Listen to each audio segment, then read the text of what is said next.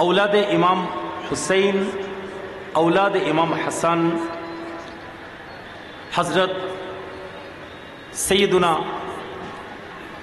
शेख सैयद अहमदुल्लाह मैज़ भंडारी रहमतुल्लाहि अलैहि कुद्दिस सिर्रुहुल अज़ीज़ उनार पवित्र मजार शरीफेर प्रांगणे पवित्र शुहादाए करबालार आजकेर এই ইমানি নুরানি মাহফিলে আশার বসার যিকরে আহলে বাইত, যিকরে পাকে পঞ্জাতন কিছু বলার কিছু শোনার তৌফিক দিয়েছেন। সেজন্য আমরা সকলেই মহান রব্বুল আলামিনের দরবারে শুকরিয়া আদায় স্বরূপ অন্তরে অন্তঃস্থল থেকে পড়ে নেই আলহামদুলিল্লাহ। লক্ষ্য করে দরুদ এবং সালাম হুজুর পুর নূর সাল্লাল্লাহু আলাইহি ওয়াসাল্লামের পাক রওজায় যত নবী রাসূল দুনিয়াতে এসেছেন, নবীর আহলে বায়ত পাকে পঞ্জাতন, বিশেষ করে শহীদ কারবালা ইমামে হুসাইন রাদিয়াল্লাহু তাআলা আনহু আলাইহিস সালাম, শুহাদায়ে কারবালা সহ নবী করিম সাল্লাল্লাহু আলাইহি ওয়া আলিহি ওয়াসাল্লামের খুলাফায়ে রাশিদিন, সাহাবায়ে কেরাম, আজওয়াজে মুতাহারা এবং যেই দরবার শরীফে আমরা উপস্থিত আছি, এই দরবার শরীফের যত আউলিয়ায়ে কেরাম শায়িত অবস্থায় আছেন, পৃথিবীর যেই জায়গায় যত আউলিয়ায়ে কেরাম শায়িত অবস্থায় আছেন, প্রত্যেকের দরবারে আমাদের এই মাহফিলের পক্ষ থেকে লক্ষ কোটি দরুদ এবং সালাম। আল্লাহ সুবহানাহু ওয়া তাআলা আমাদের এই আজেজানা দরুদ এবং সালামকে যেন কবুল করেন, সবাই বলে আমিন। সম্মানিত উপস্থিতি, অনেক গণ্যমান্য উলামায়ে কেরাম অলরেডি স্টেজে উপস্থিত আছেন। ইনশাআল্লাহ ফজরের আগ পর্যন্ত আরও অনেক বাংলাদেশ বিখ্যাত উলামায়ে কেরামগণ আলোচনা করবেন ইনশাআল্লাহ। নবীর আহলে বায়ত, শুহাদায়ে কারবালার আলোচনা, পাকে পঞ্জাতনের আলোচনা, কোরআন সুন্নাহর আলোকে শুনবেন। আমাকে যেই বিষয় আয়োজক কমিটি কর্তৃক নির্ধারণ করে দেয়া হয়েছে তা হচ্ছে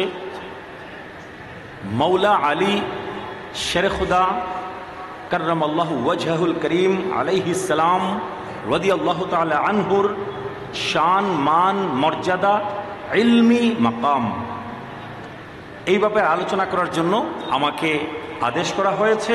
আমি পবিত্র কুরআন মাজিদের একখানা আয়াত তিলাওয়াত করেছি, যেখানে আল্লাহ সুবহানাহু ওয়া তাআলা ইরশাদ করছেন, বা'দা আউযু বিল্লাহি মিনাশ শাইতানির রাজীম, ইন্নাল্লাযীনা আমানু ওয়া আমিলুস সালিহাতি সায়াজআলু লাহুমুর রাহমানু বুদ্দা। আল্লাহ সুবহানাহু ওয়া তাআলা বলছেন, নিশ্চয়ই যারা ঈমান এনেছে, নিশ্চয়ই যারা কি বলেন, ঈমান এনেছে এবং আমলে সালেহ যারা করে, সায়াজআলু লাহুমুর রাহমানু বুদ্দা, যারা ঈমান এনেছে এবং আমলে সালেহ নেক আমল যারা করে, তাদের জন্য আল্লাহ সুবহানাহু ওয়া তাআলা রহমান ভালোবাসা সৃষ্টি করে দিবেন। বলেন না সুবহানাল্লাহ। সায়াজআলু লাহুমুর রাহমানু বুদ্দা, আল্লাহ সুবহানাহু ওয়া তাআলা তাদের জন্য মানুষের অন্তরে মাওয়াদ্দাত সৃষ্টি করে দিবেন। এখানে উদ্দুন শব্দটা এসেছে, আর আমরা জানি, আমি আস্তে আস্তে আলোচনা শুনছিলাম, সূরা শুরার মধ্যে এসেছে নবীর আহলে বায়াতের জন্য, নবী পরিবারের জন্য আল্লাহ সুবহানাহু ওয়া তাআলা মাওয়াদ্দাতকে আমাদের উপরে ফরজ করে দিয়েছেন। ওইখানে মাওয়াদ্দাত, এইখানে আবার উদ্দুন, মূল রুট ওয়ার্ড, মূল শব্দ কিন্তু এক। এই উদ্দুন বলেন, মাওয়াদ্দাত বলেন, এর স্থান মোহাব্বতের চাইতেও আরো ঊর্ধ্বে। সাধারণ মোহাব্বতে হবে না, নবীর আহলে বায়াতের জন্য প্রয়োজন মাওয়াদ্দাত, একদম খাঁটি মোহাব্বত। এর মধ্যে কোনো ধরনের কোনো যদি এবং কিন্তু কোনো ধরনের কোনো ভেজাল থাকতে পারবে না। নবী করিম সাল্লাল্লাহু আলাইহি ওয়াসাল্লামের পরিবারকে, নবীর আহলে বায়াতকে, পাকে পঞ্জাতনকে এমন মোহাব্বত করতে হবে যে মোহাব্বত হবে একদম খাঁটি, এখানে কোনো ভেজাল নাই। আমি যে আয়াত খান আপনাদের সামনে তেলাওয়াত করলাম, এই আয়াতের ব্যাখ্যায়, এই আয়াতের তাফসিরে ইমাম তাবরানী রাহিমাহুল্লাহ, হাদিসের অনেক বড় ইমাম ছিলেন, তিনি তার মুআজামুল কবীরের মধ্যে এনেছেন হযরতে সাইয়্যিদুনা আব্দুল্লাহ ইবনে আব্বাস রাদিয়াল্লাহু তাআলা আনহুমা, বলেন সুবহানাল্লাহ, যাকে রাইসুল মুফাসসিরিন বলা হয়, সকল মুফাসসিরিন গণের সরদার, সেই সাইয়্যিদুনা আব্দুল্লাহ ইবনে আব্বাস রাদিয়াল্লাহু তাআলা আনহুমা বলছেন, এই আয়াতখানা নাজিল হয়েছে মাওলা আলী শেরে খোদার শানে। কার শানে বলেন? মাওলা আলী শেরে খোদার শানে।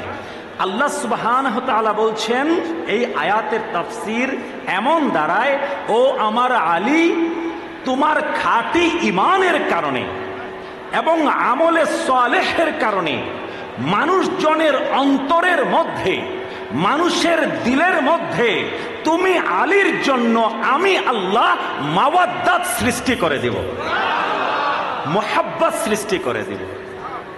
এবং আমরা সকলেই জানি, মুসলিম শরীফের হাদিস, সহি হাদিস, নবী করিম সাল্লাল্লাহু আলাইহি ওয়াসাল্লাম মাওলা আলীকে উদ্দেশ্য করে বলছেন, এবং হাদিস স্বয়ং মাওলা আলী বর্ণনা করছেন যে আমার নবী আমাকে বলে গেছেন, লা ইউহিব্বুকা ইল্লা মুমিন ওয়ালা ইউবগিদুকা ইল্লা মুনাফিক। ও আমার আলী, তোমাকে মুমিন ছাড়া কেউ মোহাব্বত করবে না এবং মুনাফিক ছাড়া তোমাকে কেউ হিংসা করবে না। কাজেই আমরা সুস্পষ্টভাবে বুঝতে পারি, মাওলা আলী শেরে খুদাকে মোহাব্বত করা, ভালোবাসা আমাদের ঈমানের, বলেন, অংশ। এবং সাহাবায়ে কেরাম বলতেন যে কোন ব্যক্তি মুমিন আর কোন ব্যক্তি মুনাফিক, আমাদের কাছে একটা কষ্টি পাথর ছিল। বলেন বলেন, কি কি ছিল? স্বর্ণ খাঁটি নাকি ভেজাল বুঝার জন্য কষ্টি পাথর লাগে না? সাহাবায়ে কেরাম বলতেন যে আমাদের যুগে, রাসূল করিম সাল্লাল্লাহু আলাইহি ওয়া আলিহি ওয়াসাল্লামের যুগে মুমিন এবং মুনাফিক চেনার জন্য কষ্টি পাথর আমাদের কাছে ছিল। সেই কষ্টি পাথরের নাম হচ্ছে সাইয়্যিদুনা আলী ইবনে আবি তালিব কাররামাল্লাহু ওয়াজহাহুল কারীম। আলীকে যে মোহাব্বত করত তারে আমরা মুমিন মনে করতাম, আর আলীর প্রতি যার হিংসা থাকতো তাকে আমরা মুনাফিক বলতাম। এখন আমরা মন গড়া কষ্টি পাথর অনেক কিছু বানাতে পারি, কিন্তু সাহাবায়ে কেরামের কাছে কষ্টি পাথর ছিলেন কে? মাওলা আলী শেরে খুদা। আর মাওলা আলী শেরে খুদাকে কিভাবে আপনি ভালো না বেসে থাকবেন? মাওলা আলী শেরে খুদাকে ভালো না বেসে কিভাবে থাকবেন? মাত্র 8 কিংবা 10 বছর বয়সে নবী করিম সাল্লাল্লাহু আলাইহি ওয়াসাল্লামের পবিত্র হাতে হাত রেখে ইসলাম কবুল করেছেন। গুনাহ খাতা মাওলা আলীকে টাচ করার সুযোগ পায় নাই। মাওলা আলীকে কি গুনাহ খাতা টাচ করার কোনো সুযোগ পায় নাই। আজকে অনেক কিছু বলা হচ্ছে, আমাদেরকে কিছু হাদিসের রেফারেন্স দিয়ে মাওলা আলী শেরে খুদা ইসলাম কবুল করার পরের কথা বলা হচ্ছে। সেই নাজিস, সেই নাপাকি, নবী মাওলা আলী শেরে খুদা নাকি মদ পান করে, মাআযাল্লাহ আস্তাগফিরুল্লাহ, মাআযাল্লাহ আস্তাগফিরুল্লাহ, মদ পান করে নামাজের মধ্যে নাকি প্যাচ লাগিয়েছেন। ওখান থেকে হাদিস জুরা তালি দিয়ে, হ্যাঁ হাদিসের কিতাবে এসছে, ওকে, বাট আপনাকে বুঝতে হবে একই ঘটনার আরো 3খানা হাদিস এসছে, বুঝতে হবে। নবীর আহলে বায়াতকে আল্লাহ সুবহানাহু ওয়া তাআলা কুরআন মাজিদে পবিত্র ঘোষণা করেছেন। এই আয়াতের আলোচনা আমরা সব সময় শুনি, ইন্নামা ইউরিদুল্লাহু লিইয়ুযহিবা আনকুমুর রিজসা, রিজসুন বলা হয়েছে। নবীর আহলে বায়াত থেকে রিজসুন অনেক অনেক দূরে। এই অপবিত্রতা থেকে নবীর আহলে বায়াত কি বলেন? অপবিত্রতাকে দূরে রিজসুন, নবীর আহলে বায়াতের সাথে আসতে পারে না। আর মদ পানের যে হারাম হওয়ার যে আয়াত এসেছে সেইখানে আল্লাহ সুবহানাহু ওয়া তাআলা বলছেন, ইন্নামাল খামরু ওয়াল মাইসিরু ওয়াল আনসাবু ওয়াল আজলামু রিজসুম মিন আমালিশ শাইতান। নিশ্চয় মদ, জুয়া, প্রতিমা, তীর দিয়ে যেই খেলা, এই সকল কিছুকে আল্লাহ সুবহানাহু ওয়া তাআলা বলছেন এগুলা রিজিস, শয়তানের আমল। ফাজতানিবুহু লাআল্লাকুম তুফলিহুন, এইগুলা তোমরা পরিত্যাগ করো যেন তোমরা সফলকাম হতে পারো। মদকে বলা হয়েছে রিজিস, আর আল্লাহ বলছেন সূরা আহজাবের 33 নম্বর আয়াতের শেষ অংশে নবীর আহলে বায়াত রিজিস থেকে সম্পূর্ণরূপে মুক্ত। তারপরে মাওলা আলী শেরে খুদার শানে এই কথা কিভাবে আসে? গুনাহ খাতা মাওলা আলী শেরে খুদাকে টাচ করার কোনো সুযোগ পায় নাই। কিভাবে আপনি তাকে ভালো না বেসে থাকবেন? মাত্র 8 কিংবা 10 বছর বয়সে যিনি ঈমান এনেছেন, হুজুর পুর নূর সাল্লাল্লাহু আলাইহি ওয়াসাল্লামের সাথে থাকার ঘোষণা দিয়েছেন। পৃথিবীর ইতিহাসে সর্বপ্রথম নবী করিম সাল্লাল্লাহু আলাইহি ওয়াসাল্লামের সাথে যিনি জামাআতের সাথে নামাজ আদায় করেছেন, সুনানুন নাসাইর সহিহ সনদে এসেছে। হযরত সাইয়্যিদুনা আব্বাস রাদিয়াল্লাহু তাআলা আনহু, নবীজির চাচা, কাবা শরীফের সামনে দাঁড়িয়ে আছেন। পাশেই একজন ওনার ব্যবসায়ী বন্ধু, মক্কার বাইরে থেকে এসেছেন ব্যবসায়ী বন্ধু। 3 জন মানুষ কাবা শরীফকে সামনে রেখে নামাজ আদায় করছেন। কয়জন? 3 জন মহামানব কাবা শরীফকে সামনে রেখে নামাজ আদায় করছেন। আব্বাস রাদিয়াল্লাহু তাআলা আনহুর সেই বন্ধু জিজ্ঞেস করলেন, এই 3 জন কে, তারা কি করছেন? নাসাই শরীফের সহিহ হাদিস। হযরতে আব্বাস রাদিয়াল্লাহু তাআলা আনহু বলছেন যে সবার পেছনে যাকে দেখতে পাচ্ছেন 8-9 বছর বয়সের বালক, সে আমার ভাতিজা আলী ইবনে আবি তালিব। তারও পেছনে যেই মহিলাকে দেখতে পাচ্ছেন তিনি আমার ভাতিজা মুহাম্মাদুর রাসূলুল্লাহ সাল্লাল্লাহু আলাইহি ওয়াসাল্লামের স্ত্রী সাইয়্যিদা খাদিজাতুল কুবরা রাদিয়াল্লাহু তাআলা আনহা। সবার সামনে যাকে দেখতে পাচ্ছেন তিনি হচ্ছেন আমার ভাতিজা হযরতে মুহাম্মদ ইবনে আব্দুল্লাহ সাল্লাল্লাহু তাআলা আলাইহি ওয়া আলিহি ওয়াসাল্লাম। এই 3 জন যা করছেন এই কাজকে বলা হয় সালাত, নামাজ। এবং বর্তমানে তারা নতুন একটা দ্বীনের অনুসরণ করছেন এবং পৃথিবীর বুকে এই 3 জন ছাড়া আর কেউ এই দ্বীনের উপরে নাই। মানে কি? পৃথিবীর ইতিহাসে সর্বপ্রথম জামাতের সাথে নামাজ আদায়কারী মাওলা আলী শেরে খুদা নবী করিম সাল্লাল্লাহু আলাইহি ওয়াসাল্লামের সাথে জামাতের সাথে যিনি নামাজ আদায় করেছেন। পেছনে ছিলেন আম্মাজান সাইয়্যিদা খাদিজাতুল কুবরা রাদিয়াল্লাহু তাআলা আনহা। পুরুষের মধ্যে আপনি যদি বলেন হ্যাঁ প্রাপ্তবয়স্ক পুরুষ হিসাব করলে হযরত সাইয়্যিদুনা আবু বকর সিদ্দিক রাদিয়াল্লাহু তাআলা আনহু। কিন্তু মাওলা আলী শেরে খুদা তো বড় হয়েছেন দয়াল হাবিব নবীজির ঘরে, ঠিক কিনা? জন্মঝাড় কি কাবা শরীফের মধ্যে। জন্ম কোথায় বলেন? কোন সন্দেহ আছে? এখন নতুন নতুন কাহিনী আমাদেরকে শেখানো হচ্ছে। ইমাম হাকিম নিশাপুরী হাদিসের এত বড় ইমাম ছিলেন যিনি বলছেন মুতাওয়াতির সূত্রে আমাদের কাছে পৌঁছেছে মাওলা আলী শেরে খুদার জন্ম কাবা শরীফের ভেতরে। এখন উনার উপরে তোহমত লাগানো হচ্ছে তথাকথিত সুন্নিদের পক্ষ থেকে তিনি নাকি শিয়া রাফেজি ছিলেন, মাআযাল্লাহ, আস্তাগফিরুল্লাহ। আর তিনি বলছেন যে মুতাওয়াতির সনদে আমাদের কাছে পৌঁছেছে তিনি হযরত মাওলা আলী শেরে খুদা কাবা শরীফের মধ্যে উনার জন্ম। মৌলুদে কাবা, কাবা শরীফে উনার জন্ম।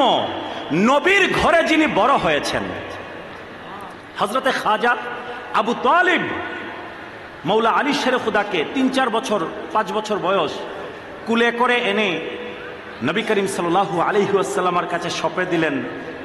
হে মুহাম্মদ সাল্লাল্লাহু আলাইহি ওয়াসাল্লাম, হে আমার ভাতিজা, আমি আপনাকে ছোটবেলা লালন পালন করেছি, এখন আমার অবস্থা একটু খারাপ যাচ্ছে, আমার এই সন্তান আলীর লালন পালন করার দায়িত্ব আজকে থেকে আপনি মুহাম্মদ সাল্লাল্লাহু আলাইহি ওয়াসাল্লাম এবং আপনার স্ত্রী খাদিজার। বড় হয়েছেন কার ঘরে?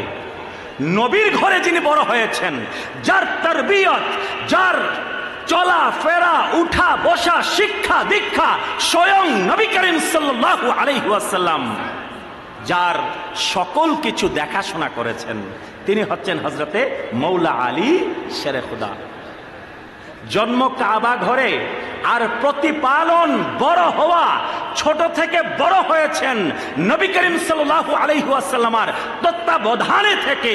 সেই মৌলা আলী শেরে খুদা কিভাবে মদ পান করতে পারেন? যেই মানুষগুলো এইসব কথাবার্তা বলে তাদের কি ব্রেইনের চিকিৎসা হওয়া উচিত। মৌলা আলী শেরে খুদাকে আপনি কিভাবে মোহাব্বত করবেন না বলেন?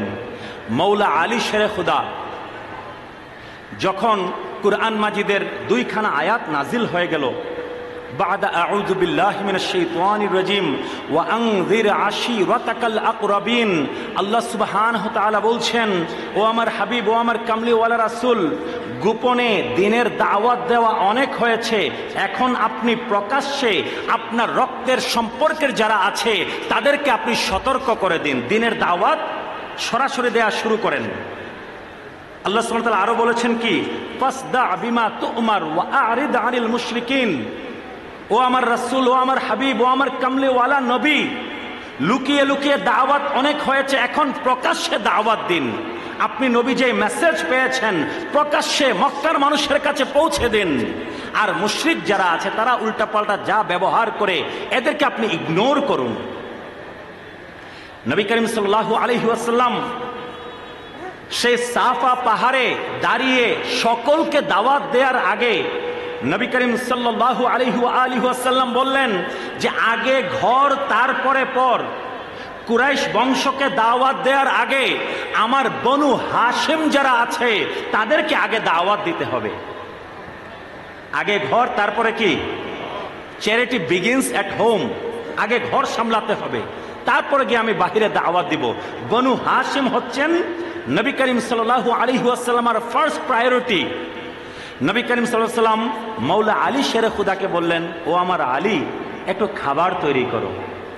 কি তৈরি করতে বলেছেন? একটু খাবার তৈরি করো, আমি বনু হাশেম সকলকে আজকে দাওয়াত দিব। বনু হাশেমের যত পুরুষ সদস্য ছিলেন, সিরাতের কিতাবের মধ্যে এসেছে, ইতিহাসের কিতাবের মধ্যে এসেছে, 40 জন সদস্যকে দাওয়াত দিলেন নবী করিম সাল্লাল্লাহু আলাইহি ওয়াসাল্লাম। মৌলা আলী শেরে খুদা সামান্য খাবার প্রস্তুত করেছিলেন। নবী করিম সাল্লাল্লাহু আলাইহি ওয়াসাল্লাম ওনার পবিত্র বরকতময় হাত মুবারক সেই খাবারের মধ্যে বুলিয়ে দিলেন। সেই অল্প খাবারেই 40 জন মানুষ পেট পুরে খেলেন। কিন্তু সেই দাওয়াতের অনুষ্ঠানে আবু লাহাব, এই নিকৃষ্ট পাপিষ্ট ব্যক্তিটা, সে বুঝে গেল যে এতদিন যে কানা ঘুষা শুনেছি, আজকে মনে হয় আমার ভাতিজা মুহাম্মদ সাল্লাল্লাহু আলাইহি ওয়াসাল্লাম ইসলামের দাওয়াত মনে হয় কি আমাদেরকে সরাসরি দেওয়া শুরু করবে। কানা ঘুষা থেকে এখন সরাসরিতে চলে আসবে। আবু লাহাব খাওয়া শেষ করার ঠিক একটু আগে বাহানা করে বলল কি, আমার খুব জরুরি একটা কাজ আছে, আমাকে যেতে হবে। আবু লাহাব চলে গেল। আবু লাহাবের দেখা দেখি বনু হাশেমের বাকি যারা ছিলেন তারাও কি একের পর এক চলে গেলেন। রয়ে গেলেন শুধু হুজুর পুর নূর সাল্লাল্লাহু আলাইহি ওয়াসাল্লাম এবং মৌলা আলী শেরে খুদা। মৌলা আলী শেরে খুদার বয়স তখন 10 কিংবা 11 বছর বয়স। মৌলা আলী শেরে খুদা দেখতে পেলেন হুজুর পুর নূর সাল্লাল্লাহু আলাইহি ওয়া আলিহি ওয়াসাল্লামের চেহারা মুবারক একটু মলিন হয়ে গেছে বনু হাশেমের আচরণের কারণে। মৌলা আলী শেরে খুদা বললেন, ইয়া রাসূলুল্লাহ, ইয়া হাবিবাল্লাহ, বনু হাশেমের সকল পুরুষ যদি আপনি নবীকে ছেড়ে চলে যায়, আপনি নবী জেনে রাখুন, আমি আলী আপনি নবীকে কখনো ছাড়ব না।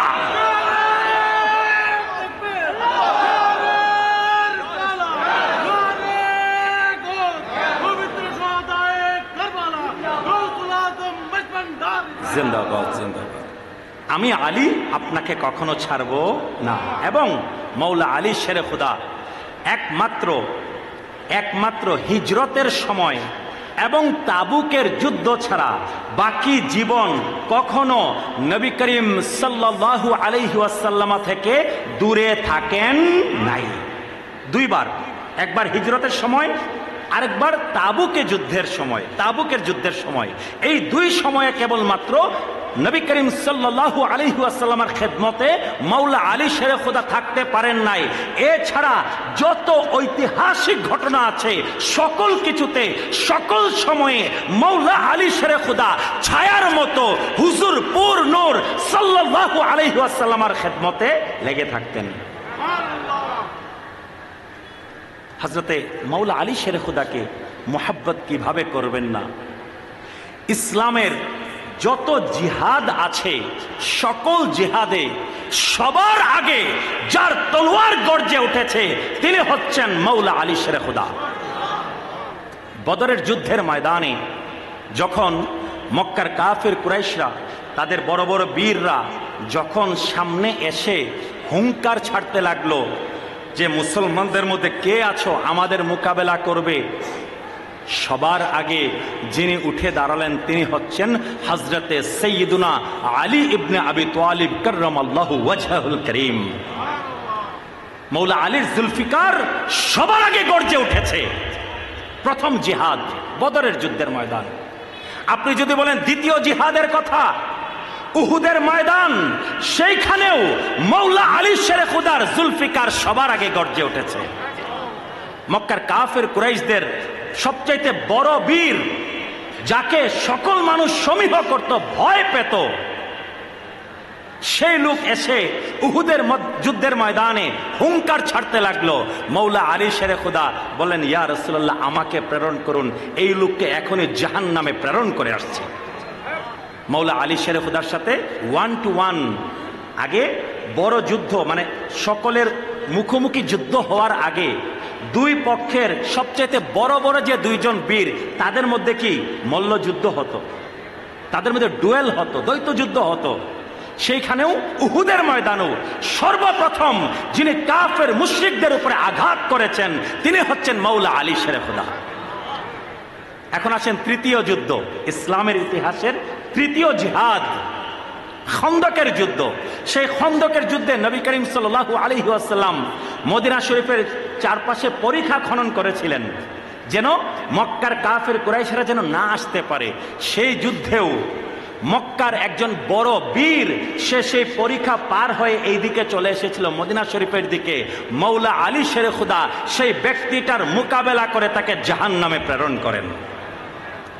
আপনি এইভাবে যদি বলেন, ইসলামের ইতিহাসের নবী করিম সাল্লাল্লাহু আলাইহি ওয়াসাল্লামের সাথী হয়ে সর্বপ্রথম যিনি কাফের মুশরিকদেরকে মোকাবেলা করেছেন তিনি হচ্ছেন হযরতে মৌলা আলী শেরে খুদা। হায়দারে কাররার, খায়বারের ঘটনা আমরা সকলেই জানি। খায়বার বিজয় হচ্ছিল না, কি হচ্ছিল না বলেন? বুখারী শরীফের সহিহ হাদিসের মধ্যে এসেছে নবী করিম সাল্লাল্লাহু আলাইহি ওয়াসাল্লাম পরপর 2 দিন দুইজন জলিল কদর সাহাবায়ে কেরামকে প্রধান সেনাপতি বানিয়ে পতাকা হাতে দিয়ে খায়বারের ময়দানে পাঠিয়েছেন ইহুদিদের সেই দুর্গ জয় করার জন্য। কিন্তু 2 দিনই কি সেটা করতে তারা ব্যর্থ হয়েছেন। নবী করিম সাল্লাল্লাহু আলাইহি ওয়াসাল্লাম দ্বিতীয় দিনের রাত্রে এসে বলছেন, লাউতিয়ান্না রায়াতা গাদাতান রাজুলান ইউহিব্বুল্লাহ ওয়া ইউহিব্বুহুল্লাহ ওয়া রাসূলুহু ওয়া ইউহিব্বুল্লাহ ওয়া রাসূলা। আগামীকাল সকালে আমি এমন একজন ব্যক্তিকে পতাকা দিব, সেনাপতি বানাবো, যাকে আল্লাহ এবং আল্লাহ রাসূল মুহাব্বত করেন, যে আল্লাহ এবং আল্লাহ রাসূলকে মুহাব্বত করে। সকল সাহাবায়ে কেরাম বলেন যে আমরা সেই রাত্রিতে ঠিকমতো ঘুম যেতে পারি নাই, একটাই আশা করছিলাম যে পরের দিন সকালে সেই মুসলমানদের প্রধান সেনাপতির সেই পতাকা যেন আমার হাতে যেন দেয়া হয়। প্রত্যেক সাহাবী এই তামান্না, এই ইচ্ছা, এই নেক তামান্না নিয়ে তারা ঘুমোতে গিয়েছেন। সকালবেলা নবী করিম সাল্লাল্লাহু আলাইহি ওয়া আলিহি ওয়াসাল্লাম বলছেন, আমার আলী কোথায়? সুবহানাল্লাহ। কারণ কি, নবী করিম সাল্লাল্লাহু আলাইহি ওয়াসাল্লাম বলেছেন কি, অনেক বড় কথা বলেছিলেন যে আগামীকাল এমন একজনকে আমি প্রধান সেনাপতির পতাকা দিব যাকে আল্লাহ এবং আল্লাহ রাসূল মুহাব্বত করেন, এবং যিনি আল্লাহ এবং আল্লাহ রাসূলকে মুহাব্বত করেন। নবী করিম সাল্লাল্লাহু আলাইহি ওয়াসাল্লাম বলছেন, আমার আলী কোথায়? সকালবেলা একজন সাহাবী বলেন, ইয়া রাসূলুল্লাহ, আমি আলীকে দেখে এসেছি, ওনার চোখে যেন কি হয়েছে, চোখের ব্যথায় তিনি কাতর। নবী করিম সাল্লাল্লাহু আলাইহি ওয়াসাল্লাম বলেন, আমার আলীকে আমার কাছে আনো। মৌলা আলী নবী করিম সাল্লাল্লাহু আলাইহি ওয়াসাল্লামের কাছে আসলেন। নবী করিম সাল্লাল্লাহু আলাইহি ওয়াসাল্লাম ওনার পবিত্র থুতু মুবারক নিয়ে মৌলা আলীর চোখ মুবারকে লাগিয়ে দিলেন, চোখের ব্যথা সাথে সাথে ভালো হয়ে গেল। নবী করিম সাল্লাল্লাহু আলাইহি ওয়াসাল্লাম বললেন, হে আলী, মুসলমানদের এই পতাকা তুমি ধারণ করো, প্রধান সেনাপতি তোমাকে নিয়োগ করলাম, খাইবারের সেই ইহুদিদের দুর্গ তুমি বিজয় করে আসো। মৌলা আলী শেরে খুদা সেই খাইবারের জমিনে জিহাদের ময়দানে ঝাঁপিয়ে পড়লেন। এর আগের 2 দিন ইহুদিদের সবচাইতে বড় বীর মারহাব, সে অনেক সাহাবায়ে কেরামকে শহীদ করেছে। এর আগের 2 দিন মারহাব ময়দানে এসে হুঙ্কার দিতে লাগলো, আগের 2 দিন তোমাদের অনেক মুসলমানদেরকে আমি শহীদ করেছি, তোমাদের মধ্যে কে আছো আমার সামনে দাঁড়াবে, কার এত সাহস? মৌলা আলী শেরে খুদা ওনার জুলফিকার নিয়ে গিয়ে সামনে দাঁড়ালেন। মৌলা আলীকে দেখে মারহাব একটু কি অহংকার করলো, একটু তাচ্ছিল্য করলো। মৌলা আলী বললেন, হে মারহাব, আঘাত করো। সে মৌলা আলীকে বলছে, তুমি আঘাত করো। মৌলা আলী শেরে খুদা ওনাকে আঘাত করলো মারহাব। আঘাত ঠেকিয়ে মৌলা আলী শেরে খুদা জুলফিকারের এক কূপে সেই মারহাবকে জাহান্নামে প্রেরণ করে দিলেন। ইসলামের ইতিহাসে এমন কোন যুদ্ধ নাই যেই যুদ্ধে, যেই জিহাদে নবী করিম সাল্লাল্লাহু আলাইহি ওয়াসাল্লামের সাথী হয়ে মৌলা আলীর আগে, জুলফিকারের আগে আর কেউ আঘাত করেছে। এই জন্য বলা হয়, নবী করিম সাল্লাল্লাহু আলাইহি ওয়াসাল্লাম বলেছেন, লা ফাতা ইল্লা আলী ওয়ালা সাইফা ইল্লা জুলফিকার। আলী ছাড়া কোনো বীর নাই, জুলফিকার ছাড়া কোনো তলোয়ার নাই। মানে কি, আলীর মতো কোনো বীর নাই। আরো বীর ছিলেন, ইসলামের ইতিহাসে অনেক বড় বড় বীর ছিলেন। খালিদ ইবনে ওয়ালিদ রাদিয়াল্লাহু তাআলা আনহু অনেক বড় বীর ছিলেন, আরো অনেক বীর ছিলেন। সাদ ইবনে আবি ওয়াক্কাস রাদিয়াল্লাহু তাআলা আনহু অনেক বড় বীর ছিলেন, কাদেসিয়া যার নেতৃত্বে জয় হয়েছে।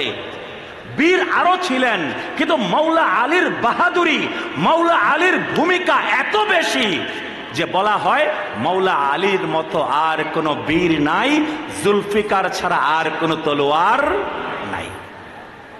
সম্মানিত উপস্থিতি, সম্মানিত দিন দরদ ইসলাম প্রিয়, কোরআন প্রিয় ভাইয়েরা, বাবারা, আমরা এমন একটা ফিতনা সংকুল সময়ের মধ্যে এসেছি, আমাদেরকে এখন শেখানো হয় যে কোরআন এবং সুন্নাহ মানেন। কি শেখানো হয় বলেন? আমার কথার জবাব দেন।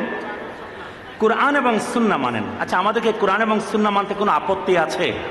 কোরআন এবং সুন্নাহ আমাদের মাথার তাজ, কিন্তু আমাদেরকে বারবার শেখানো হয়, তোমাদের জন্য নবী করিম সাল্লাল্লাহু আলাইহি ওয়াসাল্লাম বিদায় হজ্জের ভাষণে বলে গেছেন, তোমাদের জন্য আমি কোরআন এবং সুন্নাহ রেখে যাচ্ছি। কোরআন এবং সুন্নাহকে আঁকড়ে ধরলে লাং তাদিল্লু বাদি, তোমরা কখনো পথভ্রষ্ট হবে না। এই হাদিস আমরা বেশি বেশি শুনি না? আমরা তো সারা বাংলাদেশ আল্লাহর রহমতে ঘুরি। আপনি যদি ঢাকা শহরে যান, যদি মসজিদের জুমআর বয়ান শুনেন, অথবা ওয়াজ মাহফিলে আপনি টিভি মিডিয়া যদি খুলেন, আপনি ফেসবুক ইউটিউব যদি খুলেন, শুধুমাত্র এই হাদিসের আলোচনাই পাবেন। কোরআন এবং সুন্নাহ মানতে হবে। নবী কোরআন সুন্নাহ রেখে গেছেন বিদায় হজ্জের ভাষণে। তো কোরআন সুন্নাহ মানতে আমাদের কোনো আপত্তি আছে? কোনো আপত্তি নাই। কারণ নবী করিম সাল্লাল্লাহু আলাইহি ওয়াসাল্লাম বলেছেন, ফামান রাগিবা আন সুন্নতি ফালাইসা মিন্নি, যে আমি নবীর সুন্নত থেকে বিমুখ হয়ে যায় সে আমাদের দলভুক্ত না। নবী করিম সাল্লাল্লাহু আলাইহি ওয়াসাল্লাম বলেছেন, আলাইকুম বিসুন্নতি ওয়া সুন্নাতিল খুলাফায়ে রাশিদিন আল মাহদিয়িন, তোমাদের জন্য আমি নবীর সুন্নত মানা আবশ্যক এবং আমার খুলাফায়ে রাশিদিনের সুন্নত মানা আবশ্যক। সুন্নত আমাদের মাথার তাজ, সুন্নত মানতে কোনো অসুবিধা নাই। কিন্তু যেই হাদিস আপনারা আমাদেরকে বারবার শোনান, শোনাতে শোনাতে আমাদের ব্রেইন ওয়াশ করছেন, সেই হাদিসের সনদ নিয়ে আমাদের কথা আছে। এই হাদিসের সনদ বিদায় হজ্জের ভাষণে কোরআন এবং সুন্নাহ রেখে গেছেন, কোরআন সুন্নাহ আঁকড়ে ধরতে বলেছেন, পথভ্রষ্ট হব না। এই হাদিসের সনদ আমি চ্যালেঞ্জ করে বলছি মুরসাল, দঈফ সনদ। এই সনদ শুধুমাত্র এসেছে মুয়াত্তা ইমাম মালিকে এবং মুস্তাদরাকুল হাকিমে এসেছে। কিন্তু যেই হাদিস মুতাওয়াতির, মুতাওয়াতির মানে কি? উলামায়ে কেরাম আছেন, জিজ্ঞেস করে দেখুন। মুতাওয়াতির মানে হচ্ছে সহিহ হাদিসের সর্বোচ্চ পর্যায়। যেই হাদিসের উপরে বিশ্বাস করা আপনার আমার উপরে আবশ্যক। কারণ উলামায়ে কেরাম বলছেন 30-40 জন সাহাবী যদি কোনো হাদিস বর্ণনা করেন, ওই হাদিসের উপরে আর কোনো সন্দেহ থাকতে পারে না। সেই মুতাওয়াতির হাদিস তিরমিজি শরীফের 3786 নম্বর হাদিস। কত নম্বর হাদিস বলেন? সুনানুত তিরমিজির। আমি হাদিসের রেফারেন্স নাম্বার দিয়ে বলছি। এখনের যুগ রেফারেন্সের যুগ। আল হাদিস অ্যান্ড্রয়েড অ্যাপস সালাফি আহলে হাদিসদের বানানো, খুব সহজ। স্মার্টফোনে যান, তিরমিজি শরীফে যান, 3786 নম্বর হাদিস খুলে দেখেন। এই হাদিস মুতাওয়াতির হাদিস। মুতাওয়াতির লফজান ওয়া মা'নান, শাব্দিকভাবেও মুতাওয়াতির, অর্থগতভাবেও মুতাওয়াতির।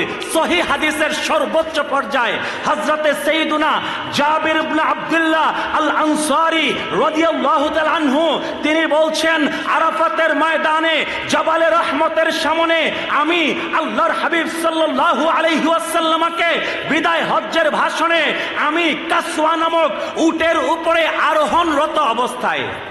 কোন উটের উপরে বলেন? নবী করিম সাল্লাল্লাহু আলাইহি ওয়াসাল্লামের পবিত্র উটনির একটা নাম ছিল কাসওয়া। নাম কি ছিল বলেন?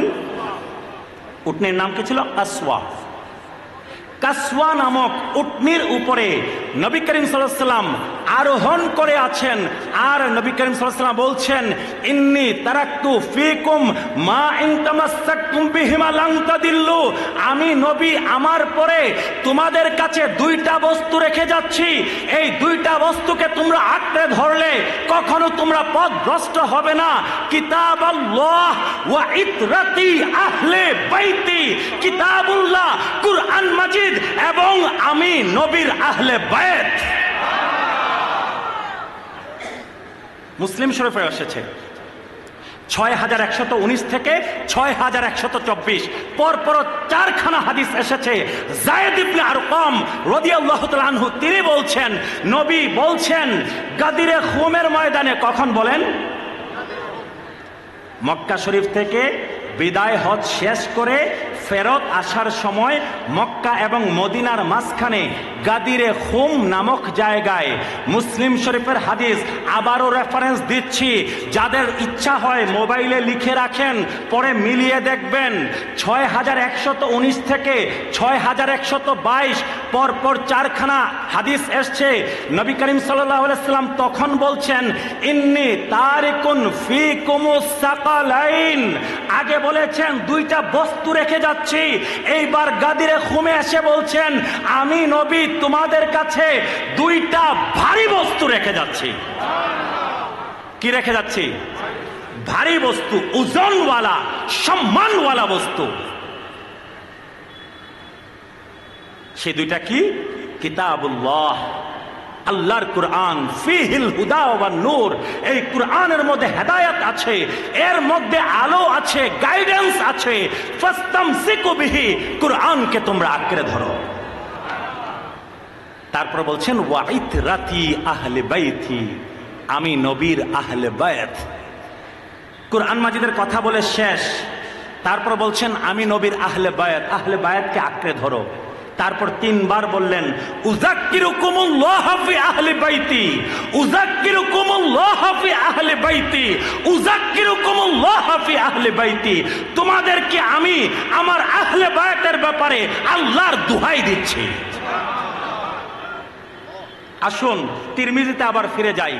3205 নম্বর হাদিস, যায়েদ ইবনে আরকাম রাদিয়াল্লাহু তাআলা আনহু তিনি বলছেন, এখনের কথা আরো মারাত্মক।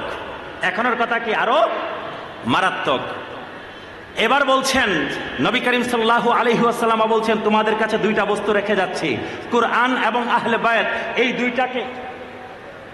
এই দুইটা বস্তুকে তোমরা যদি আঁকড়ে ধরো, তোমরা কখনো পথভ্রষ্ট হবে না। এইবার বলছেন, আহাদুহুমা আযযামু মিনাল আখার, তিরমিজির 3205। বারবার বলছি, লিখে রাখেন, নোট করে রাখেন। আপনি অ্যাপল মোবাইলেই যান, আইফোনে যান, অ্যান্ড্রয়েডে যান, আল হাদিস অ্যান্ড্রয়েড অ্যাপস দেখে নেন, তিরমিজিতে যান, 3205 নম্বর হাদিস। নবীর সাহাবী বলছেন, নবী করিম সাল্লাল্লাহু আলাইহি ওয়া আলিহি ওয়াসাল্লাম বলছেন, এইবার এই যে আহলে বায়াত আর কুরআন আমি রেখে যাচ্ছি, কুরআন এবং আহলে বায়াত আহাদুহুমা আযযামু মিনাল আখার। কুরআন এবং আহলে বায়াত কেউ কারো চাইতে ছোট না, একে অপরের চাইতে বড়। একে অপরের চাইতে কি বড়। এবং নবী আবার বলছেন, ওয়ালাই ইয়াতাফাররাকা হাত্তা ইয়ারিদা আলাইয়াল হাউদ। কুরআন এবং আহলে বায়াত এইভাবে থাকবে। কিভাবে বলেন? একে অপরের সাথে লেগে থাকবে এবং আমি নবীর কাছে হাউজে কাউসারে এসে কুরআন এবং আহলে বায়াত একত্রে মিলিত হবে। সুবহানাল্লাহ। কুরআন এবং আহলে বায়াত একে অপরের সাথে লেগে থাকবে এবং আমি নবীর সাথে কাল হাসরের ময়দানে হাউজে কাউসারে এসে মিলিত হওয়া পর্যন্ত কুরআন আর আহলে বায়াত একে অপর থেকে আলাদা হবে না। এখন আমি আপনাদেরকে সিম্পল একটা প্রশ্ন করতে চাই, আমরা সাহাবায়ে কেরামকে মহব্বত করি কিনা? অবশ্যই আমরা সাহাবায়ে কেরামকে মহব্বত করি। সাহাবায়ে কেরামের সমালোচনা করা আহলুস সুন্নাহ ওয়াল জামাতের কাজ না। আমরা সাহাবায়ে কেরামকে মহব্বত করি, নবীর সকল সাহাবায়ে কেরামকে মহব্বত করি, ভালোবাসি, খুলাফায়ে রাশিদিনকে মহব্বত করি, ভালোবাসি, তাদের সুন্নত আমরা অনুসরণ করি। কিন্তু নবী করিম সাল্লাল্লাহু আলাইহি ওয়াসাল্লাম বলেন নাই যে আমার পরে কুরআন এবং সাহাবায়ে কেরাম রেখে যাচ্ছি। বলেছেন কি? কুরআন এবং আহলে বায়াত রেখে যাচ্ছে, আমি নবীর পরিবার রেখে যাচ্ছি, আমি নবীর ইতরাত রেখে যাচ্ছি। কারণটা কি? কারণ হচ্ছে নবী করিম সাল্লাল্লাহু আলাইহি ওয়াসাল্লাম উফাত বরণ করার 110 বছর, 110 হিজরি পর্যন্ত, মানে 100 বছরের মধ্যে সর্বশেষ সাহাবী আবু তুফাইল আমির ইবনে ওয়াসিলা রাদিয়াল্লাহু তাআলা আনহু, যিনি সিফফিনের ময়দানে মাওলা আলী শেরে খুদার পক্ষে ছিলেন, বলেন সুবহানাল্লাহ। সর্বশেষ সাহাবী যিনি ইন্তেকাল করেছেন কত সালে বলেন? 110 হিজরি সনে। কত হিজরি সন? 110 হিজরি সন। মানে কি নবী করিম সাল্লাল্লাহু আলাইহি ওয়াসাল্লামের উফাত মুবারকের 100 বছরের মধ্যেই সর্বশেষ সাহাবী দুনিয়া থেকে চলে গেছেন। এরপর আর সাহাবায়ে কেরাম দুনিয়াতে নাই। কিন্তু নবীর আহলে বায়াত কি 100 বছর পরে শেষ হয়ে গেছে? নবীর আহলে বায়াত এবং তাদের আওলাদ কাল কিয়ামত পর্যন্ত থাকবেন। এই জন্যই আমরা যখন হযরত সাইয়্যিদুনা মুহিউদ্দিন আব্দুল কাদের জিলানী, ওনার নাম যখন আমরা শুনি, নামের শেষে লাগানো দেখি আল হাসানি ওয়াল হুসাইনি। বাবার দিক থেকে হাসানি সাইয়্যিদ, মায়ের দিক থেকে হুসাইনি সাইয়্যিদ। আমরা যখন হযরত সাইয়্যিদুনা মুঈনুদ্দিন চিশতি আজমেরি সঞ্জারি রাহমাতুল্লাহি আলাইহির নাম শুনি, আমরা শুনতে পাই ওনার নামের শেষে আল হুসাইনি ওয়াল হাসানি। বাবার দিক থেকে হুসাইনি সাইয়্যিদ, মায়ের দিক থেকে হাসানি সাইয়্যিদ। আমরা যখন গাউসুল আজম হযরত সাইয়্যিদুনা আহমদুল্লাহ মাইজভান্ডারী রাহমাতুল্লাহি আলাইহি, ওনার নাম যখন আমরা শুনি, তখন আমরা শুনতে পাই আল হাসানি ওয়াল হুসাইনি। তার মানে কি? নবীর আহলে বায়াত আছেন, ছিলেন, আছেন, ইমাম মাহদী আলাইহিস সালাতু ওয়াস সালাম পর্যন্ত থাকবেন। এখন কুরআনের ইন্টারপ্রিটেশন, কুরআন বুঝা, কুরআন জানা, কুরআনের অর্থ বুঝা, আল্লাহর হাবিব সাল্লাল্লাহু আলাইহি ওয়াসাল্লাম বলেছেন কি আহলে বায়াত এবং কুরআন একসাথে থাকবে, ঠিক না? আহলে বায়াত এবং কুরআন কি একসাথে লেগে থাকবে, নবীর সাথে হাউজে কাউসারে এসে মিলিত হবে। আচ্ছা, এখানে প্রাসঙ্গিক আরেকটা কথা জিজ্ঞেস করি আপনাদেরকে, হাউজে কাউসারে এসে মিলিত হবেন কুরআন এবং আহলে বায়াত একসাথে, এইটা বলার কারণ কি? এইটা বলার কারণ, যদি বুখারী শরীফ খুলেন আপনি দেখতে পাবেন নবী করিম সাল্লাল্লাহু আলাইহি ওয়াসাল্লাম বলছেন, হাসরের দিনে হাউজে কাউসারের কাছে মানুষ যখন আসবে, তৃষ্ণায় যখন মানুষের বুক ফেটে যাবে, কিছু মানুষজন হাউজে কাউসারের কাছে আসবে হাউজে কাউসারের পানি পান করার জন্য, ফেরেশতারা তাদেরকে দূর দূর করে তাড়িয়ে দিবে। কি করবে বলেন? ফেরেশতারা তাদেরকে দূর দূর করে তাড়িয়ে দিবে। নবী করিম সাল্লাল্লাহু আলাইহি ওয়াসাল্লাম বলবেন, হে ফেরেশতারা, এরা তো আমি নবীরই উম্মত, তাড়িয়ে কেন দিচ্ছ? তখন ফেরেশতারা বলবে, ইয়া রাসূলুল্লাহ, ইয়া হাবিবাল্লাহ, আপনি নবীর পরে তারা এমন এমন কাজ করেছে, হাউজে কাউসারের পানি তাদের নসিব হওয়ার কথা না। যদি হাউজে কাউসারের পানি যদি চান, 3205 নম্বর যে হাদিস সুনানুত তিরমিজির বলেছিলাম, নবী করিম সাল্লাল্লাহু আলাইহি ওয়াসাল্লাম ওই হাদিসের শেষ দিকে এসে বলছেন, ফাংজুরু মাযা তাখলুফুনি ফীহিমা, সাবধান সাবধান সাবধান, আমি নবীর পর কুরআন এবং আহলে বায়তের সাথে তোমরা কেমন আচরণ করো, সাবধান, আমার পরে তোমরা কি করো, সাবধান থাকবে। সাবধান, কুরআন এবং আহলে বায়তের সাথে কেমন আচরণ করো তোমরা। কুরআনের সাথে, নবীর আহলে বায়তের সাথে তোমাদের মুহাব্বতের সম্পর্ক ছিল কিনা, আদব এবং তাজিমের সম্পর্ক ছিল কিনা, ইতাআতের সম্পর্ক ছিল কিনা, মাওয়াদ্দাতের সম্পর্ক ছিল কিনা, সাবধান। যদি এগুলো না থাকে, হাউজে কাউসারের পানি তোমাদের আশা করার কথা না, তোমাদেরকে তাড়িয়ে দেওয়া হবে হাউজে কাউসারের কাছ থেকে। সাবধান।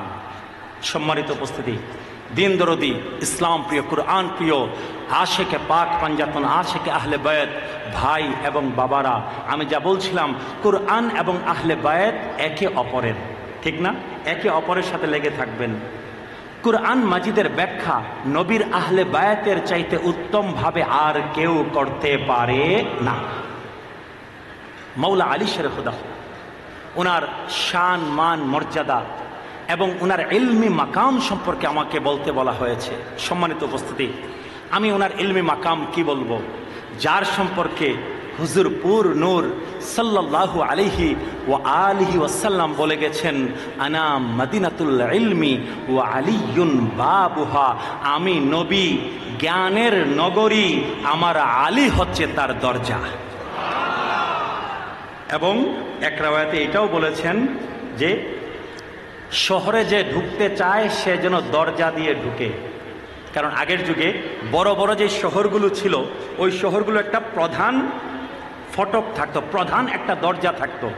তো ভালো মানুষ, সভ্য মানুষ ওই দরজা দিয়ে শহরে ঢুকতো, আর যারা দেয়াল টপকে ঢুকতো তাদেরকে আমরা কি বলি?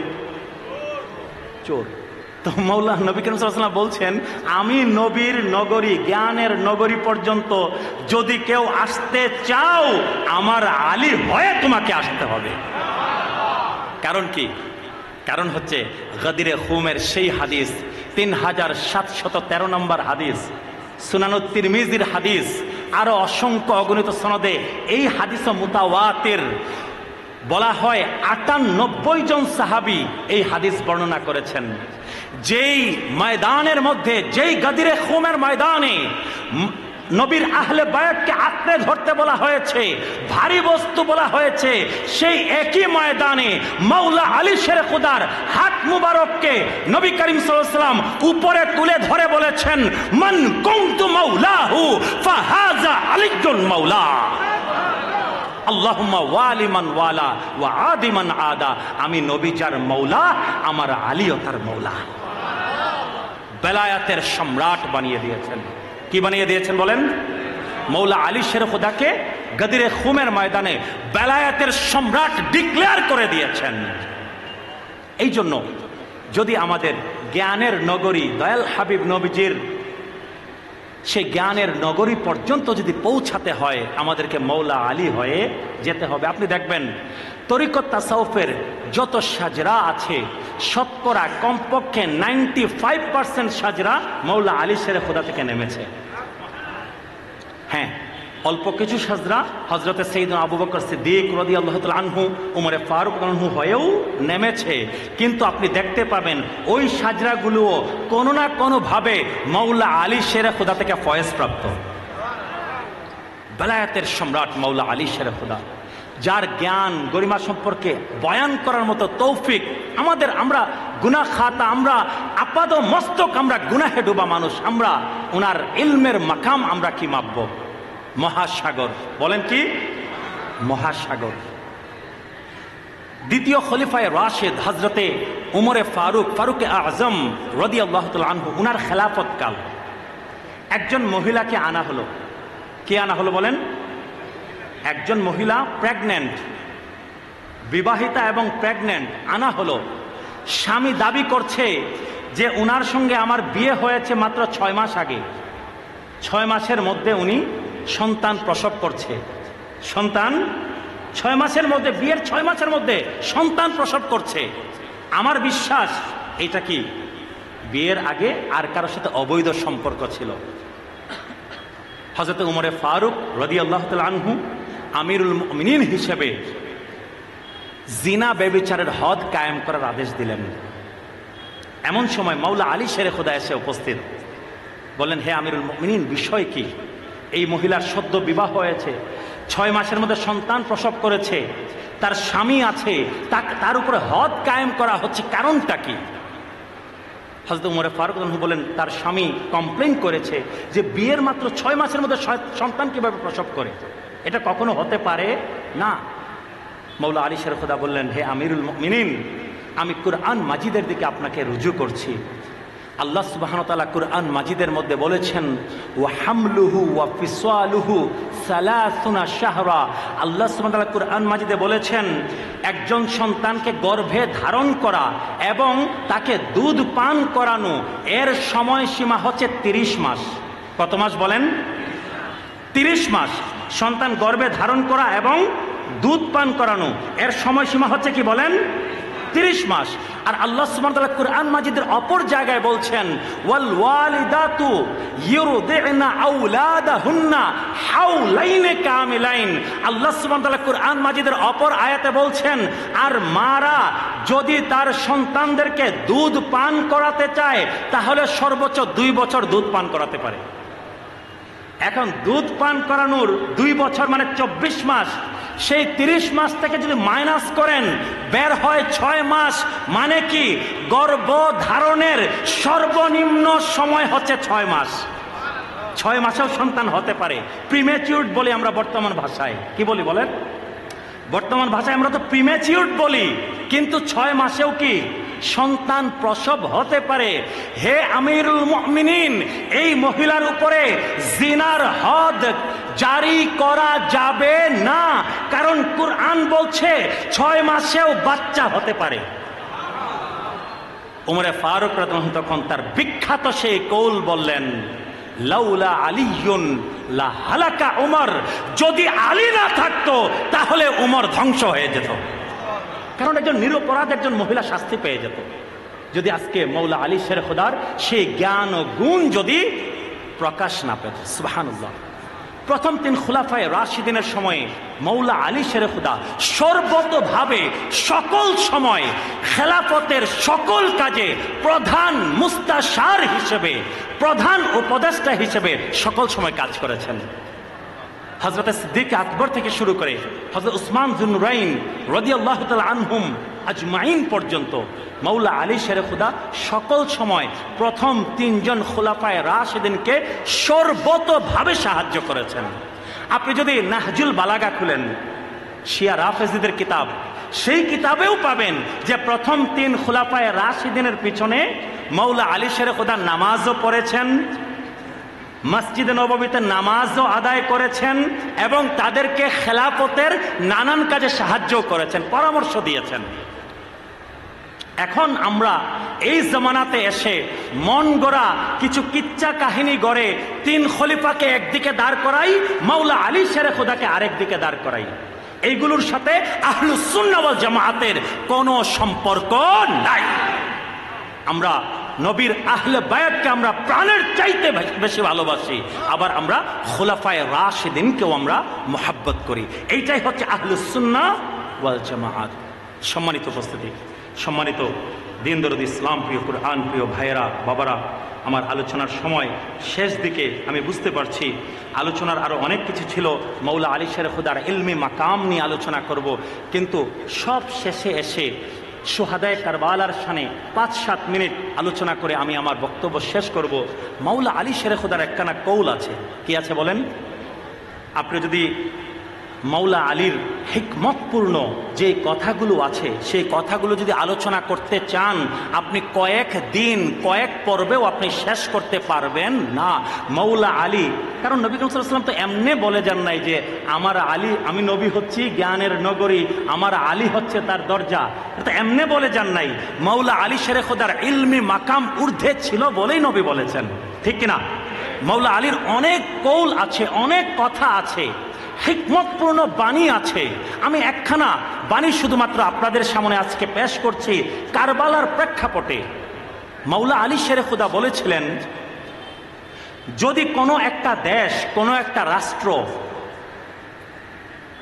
যদি মুসলমানও হয়, অর্থাৎ অধিকাংশ মানুষ যদি মুসলমান হয়, রাষ্ট্রপ্রধানও মুসলমান, কিন্তু সেই দেশে জুলুম চলে, তাহলে সেই রাষ্ট্র কখনো সফল হবে না।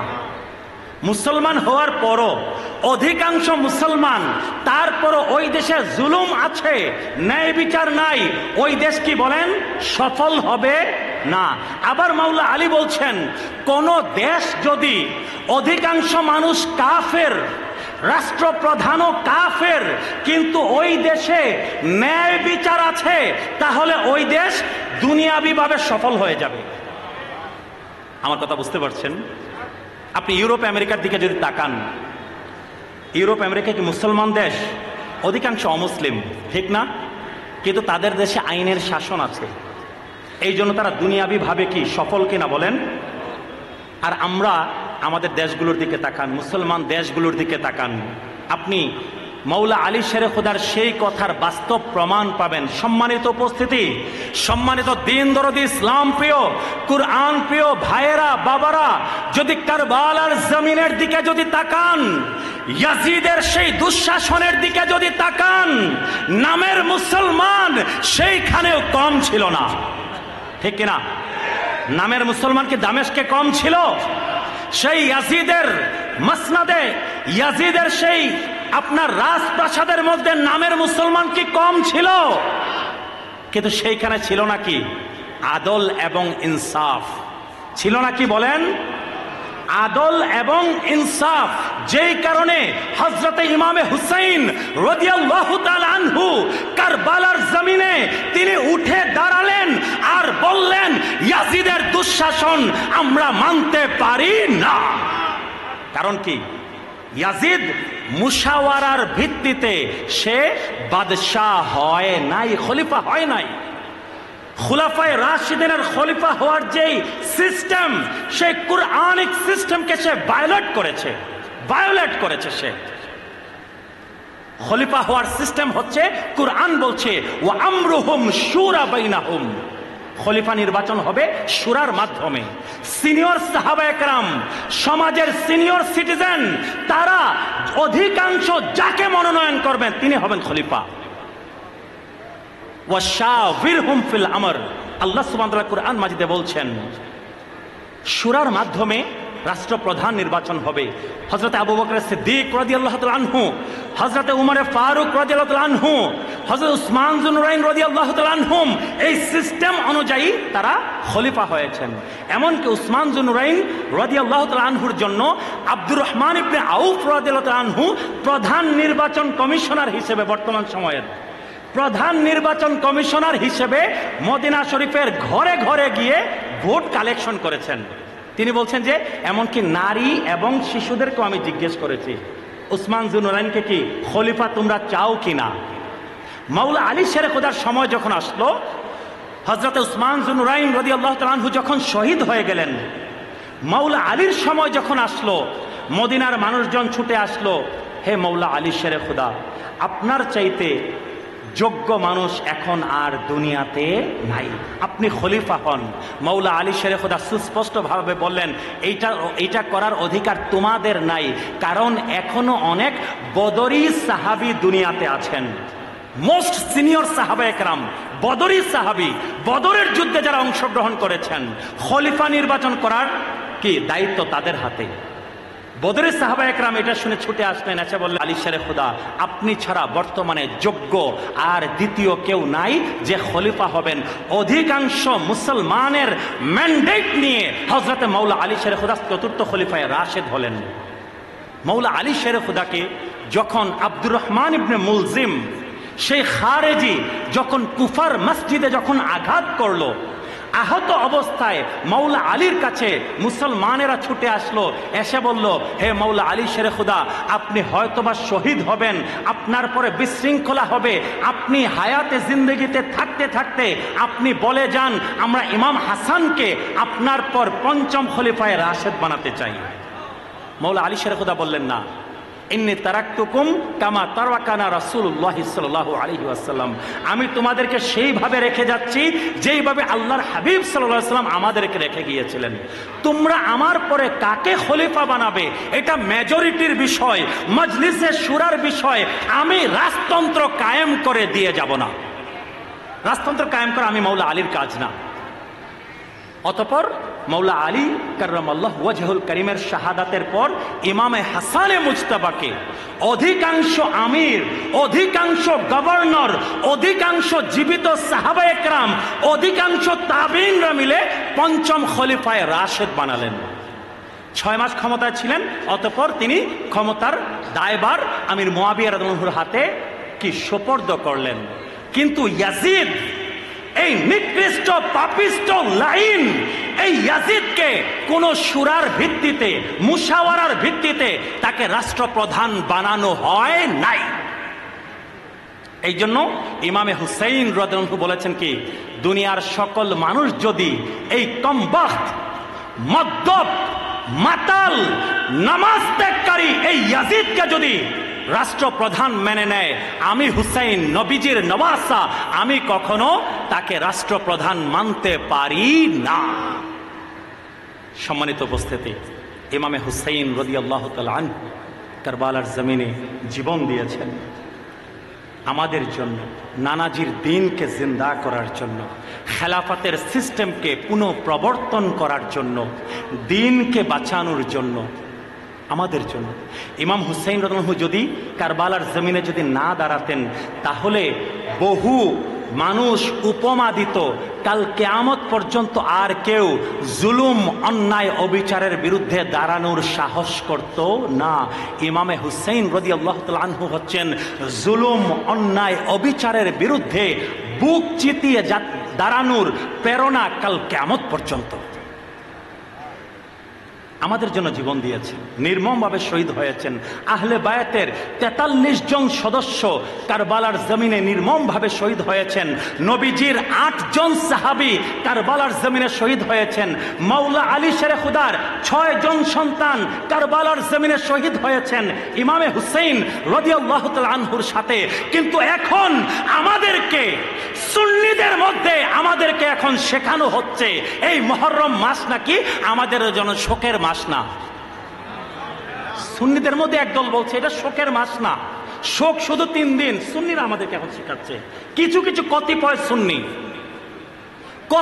সুন্নি আমাদেরকে শেখাচ্ছে আশুরার দিনে চোখে সুরমা লাগান, আতর লাগান, মাথায়, চুলে এবং দাড়িতে খিজাব লাগান, আর পরিবার পরিজনকে নিয়ে ভালো ভালো খাবার খান।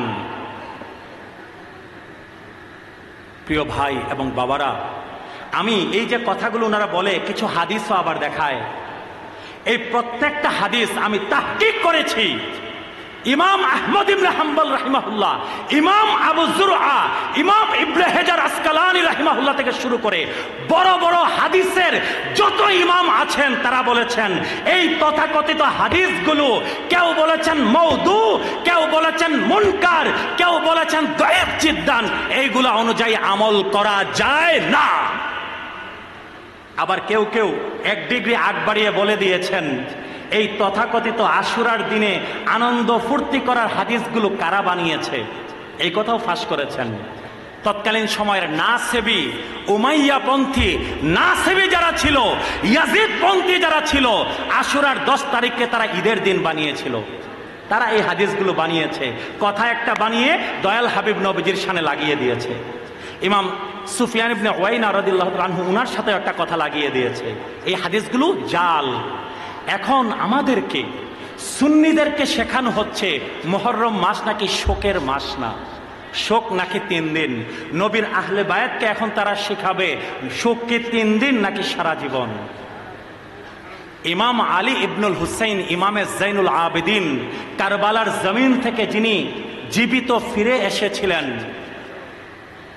মদিনার মানুষজন ওনার হায়াতে জিন্দেগিতে মদিনার মানুষজন কিভাবে বুঝতো যে মুহররম মাস এসেছে, ইমাম আলী ইবনুল হুসাইন ইমাম আলী জাইনুল আবেদিন রাদিয়াল্লাহু তাআলা আনহু সহ নবীর আহলে বায়াত যারা ছিলেন তাদের কান্নার আওয়াজে মদিনার মানুষ বুঝে যেত মুহররম মাস চলে এসেছে।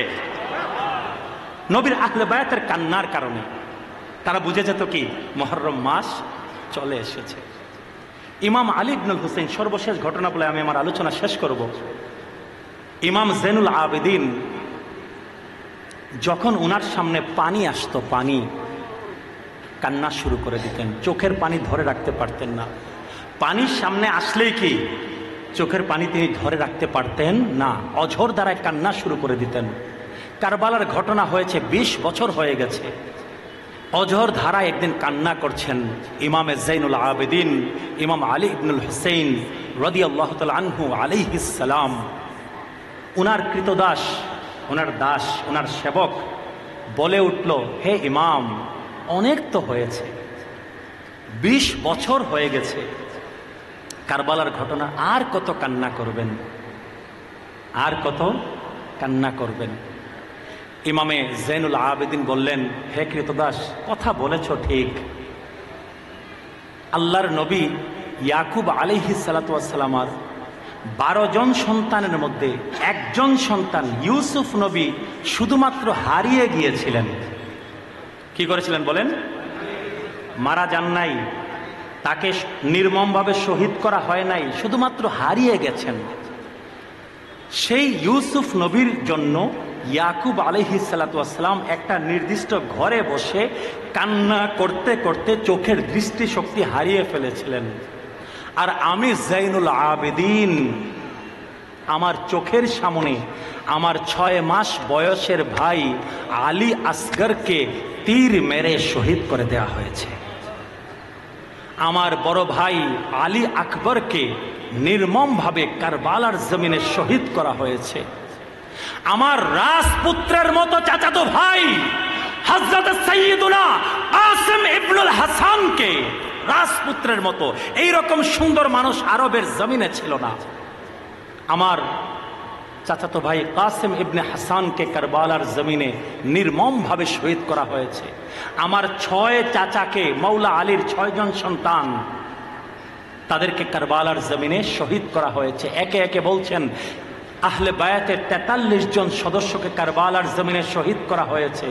তিনি বলছেন আমার আব্বাজান হযরতে সাইয়্যিদুনা হুসাইন রাদিয়াল্লাহু তাআলা আনহুকে আলাইহিস সালামকে শহীদ করা হয়েছে।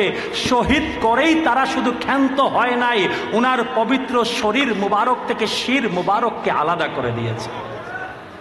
কারবালার জমিনে যারা যারা শহীদ হয়েছেন প্রত্যেকের শরীর মুবারক থেকে শির মুবারক আলাদা করে প্রতিটা শির মুবারককে বর্ষার আগার মধ্যে গেঁথে সেই কুখ্যাত উবাইদুল্লাহ ইবনে জিয়াদের কাছে নিয়ে যাওয়া হয়েছে।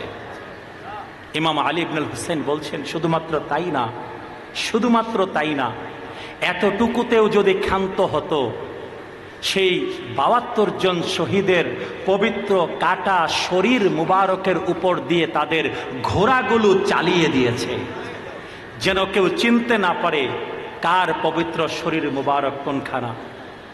তিনি বলছেন তুমি আমাকে বলো কান্না কেন করি?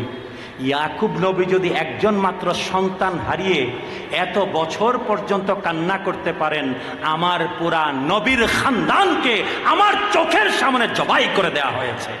তুমি আমাকে বলো কান্না বন্ধ করার কথা? এই চোখে দিয়ে কখনো পানি ঝরা বন্ধ হবে না।